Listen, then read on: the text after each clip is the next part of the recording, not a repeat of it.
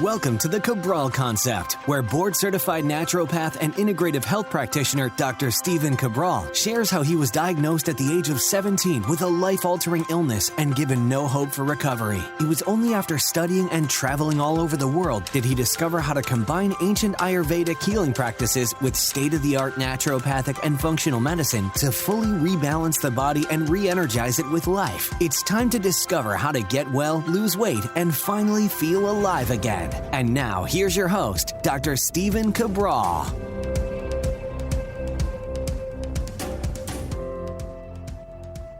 Hey everybody, we are getting started today with our Wellness and Weight Loss Wednesday show. Excited to bring you a brand new intermittent fasting tip that we haven't really gone too deep on the Cabral Concept, but of course we have lots of podcasts on intermittent fasting, everything from just getting started to whether you should do breakfast, skip lunch, do dinner, skip breakfast, skip dinner, which one is best, how long you should go, and really breaking down every single aspect of intermittent fasting because, as we know, there's something that could be taken for each individual, and it truly is the closest thing that we have right now to the fountain of youth in order to enable the body to get into deeper levels of autophagy or simply rest, relaxation, rejuvenation while the body is not eating. Please do check out stephencabral.com/IF. Capital I, capital F, that will take you to all of the intermittent fasting based shows. All right, let's get started with today's show though, because the topic is a fun one. It is on an easy fasting tip to boost your metabolism. So as I've always said, that if you're looking to burn more body fat, if you're looking to transform your body, the goal should always be able to do it from a healthy standpoint. And the best way to do that is by actually boosting your metabolism rather than continuing to eat less and less and less calories while doing more and more and more exercise to the point where your body becomes more stressed, more catabolic, and certainly not good in terms of the hormones-based department. So let's get right into it. This is something that I learned but didn't truly understand why many years ago when I was studying overseas. I learned about it literally all over India and in Sri Lanka when I was studying in Ayurvedic-based clinics. And not just studying, I should say, I was interning in these clinics. That means I was there working directly with the patients in these clinics after I passed all of my different testing and requirements and able to enable me to actually be able to work with the patients there. So one thing that we did for people that were looking to improve cold hands and feet, to improve overall circulation, heart-based issues, high blood pressure, skin blemishes, what else? Brain fog, low mood, and especially weight loss, people trying to help lose more weight. What we did was we actually gave them a big liter-based thermos every single day filled with nothing but hot water. If the person did not want to drink simply hot water without any flavor, all we did was add a little bit of fresh squeezed lemon to it. That is it. That's all that we did. And so it was pretty remarkable because what we were trying to do, and again, I didn't know it back then, was we were actually trying to boost metabolism through the stimulation of what Ayurveda calls as Agni. Agni is not just improving overall digestion. Agni can be looked at as improving overall metabolism of the body. That means being able to turn over blood cells properly, circulate the blood, increase heat and thermogenesis, and of course, yes, break down food and break down calories as well. So I got it. But the big thing was that I saw it with my own eyes, that these people who were once typically, poor circulation, cold hands, cold feet, couldn't lose any weight, never really sweat, anything like that. After a few days of doing this, of sipping this hot water, and the goal was to drink 2 to 3 of the liters of that hot water every single day. That was the goal. So they got one in the morning, they got another one with lunch that they would take for the next part of the day, and maybe one after dinner as well. But again, they could drink as much water as they chose to. The water was not forced upon them, but we really wanted them to drink at least 2 liters per day, especially with people with the weight loss as a goal. So this was in addition to certain herbs that we used and other things that I brought, again, with me from India and Sri Lanka that I've thought about. And of course, that's the part of our Fatlocity-based program, which is a scientifically based weight loss program on over almost 24 different studies. But again, we're not going through that today. So the goal was then for my science-based mind to try to figure out, why would people drinking hot water burn more body fat? And it just, because I needed to know why. I had seen studies that if you drink cold water, you'll burn approximately 8 calories or so through the thermogenic effect of your body having to heat that water up. But 8 calories in the grand scheme of things is absolutely nothing.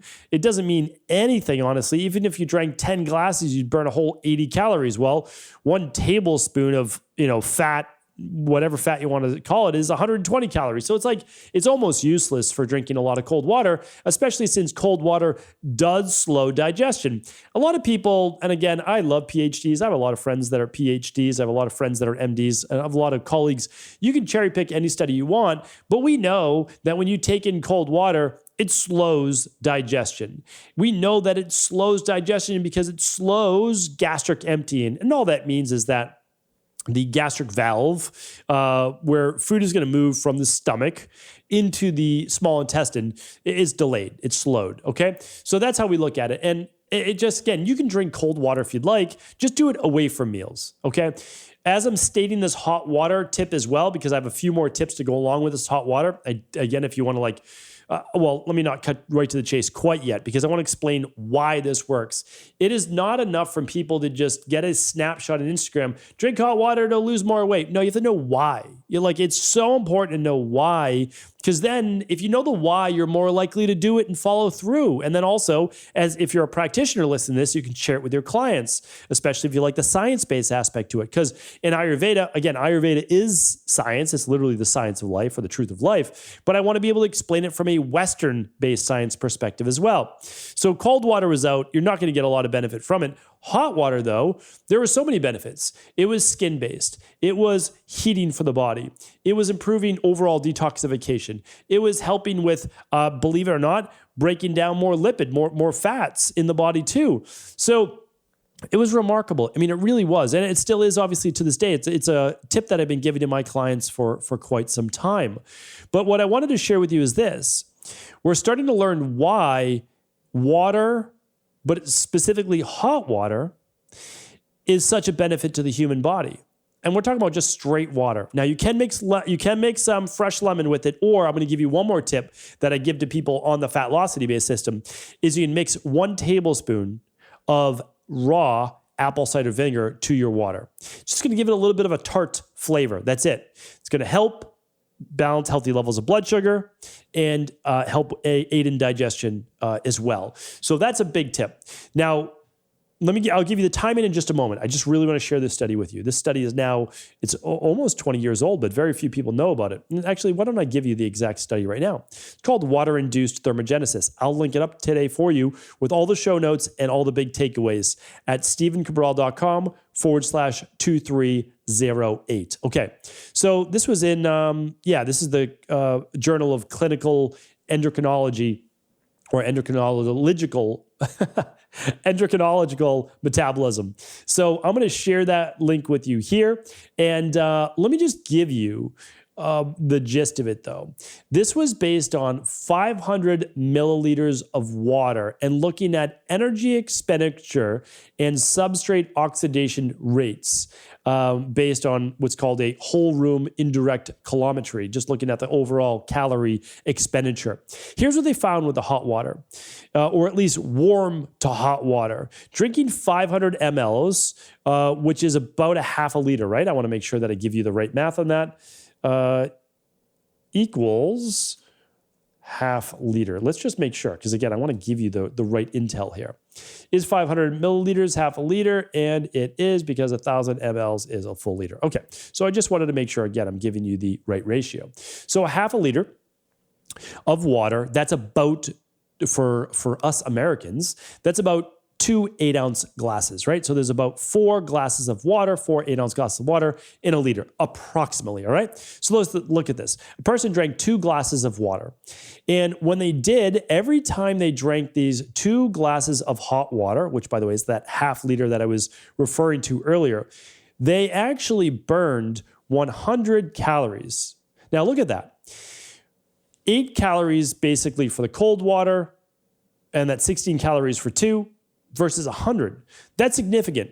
It's not fully known why yet. That I can tell you for sure. We don't fully know yet. It's actually still being looked into. But here's what we do know, and this I thought was remarkable as well. So about 40% of the thermogenic effect of drinking the hot water actually burned more lipids as a fuel source for metabolic rate in men. That means men actually burned a greater percentage of body fat. Women, though, burned a greater percentage of carbohydrates as their energy source. That was very interesting for me to see. Because to me, it continues to go back to women's bodies preserving more body fat overall versus men as more of a survival-based, I don't think trait's the right word, but a survival-based mechanism that would also allow them to be able to carry on life inside of their body during any greater time of famine or higher metabolic usage. And I think that seems to be the case. I really do. Because it's not necessarily a bad thing to burn more carbs rather than fat. You're burning fuel. I mean, you are. That's the bottom line. But we know that stored fat is going to have more total calories in it. And so if women are preserving more body fat, they're essentially then able to, preserve more energy. That's the bottom line. So that to me was very interesting. But in the grand scheme of things, okay, we're over here in India, in these clinics, in Sri Lanka, in the clinic that I was at there. And again, I studied all over India. This wasn't just one thing, right? I studied in Sri Lanka, which is it's a beautiful country. It's an island off of India, the southeastern based tip, if that's how you want to look at it from a US-based person's perspective. I was in Kerala. Again, I was all over India. But anyway, here's the thing. When we were giving these 2 liters of water minimum per person, sometimes 3, what were we doing? Well, we were literally burning 400 extra calories in those 2 liters, up to 600 extra calories just from hot water. But the other thing was this, that it seems to stimulate additional fat burning. It helps improve thermogenesis, heat with the body. It also seems to improve overall stagnation, may help with detoxification. In Ayurveda, they say that lemon with the water can help purify, can help move bile acids from the liver. Again, more studies need to be done, but that looks pretty good. So what am I saying to you? How can you use this to your advantage? Well, one, there's almost no downside, okay? So if you're looking to lose body fat, you can have hot water upon waking. 8 to 16 ounces. Add some lemon if you'd like a little bit of flavor. Okay, you can also add ginger. A hot ginger tea would also work. And so would adding some apple cider vinegar. As long as there's no histamine-based issues, any one of those would work. If you have histamine-based issues, you're better off just with straight hot water. Okay, the next time you'll do it is an hour after breakfast until about a half hour before your next meal. So essentially, before your next meal, you do not want to have any fluid really in your stomach, drinking a lot of water before 30 minutes. Now, it's been shown, though, if you drink this water about 40 minutes before a meal, you will improve satiety. It will help suppress appetite to a degree, and you'll boost metabolism by about 30% for the next 30 to 40 minutes. That's pretty impressive. So what am I saying for you to do? Drink hot water upon waking, okay?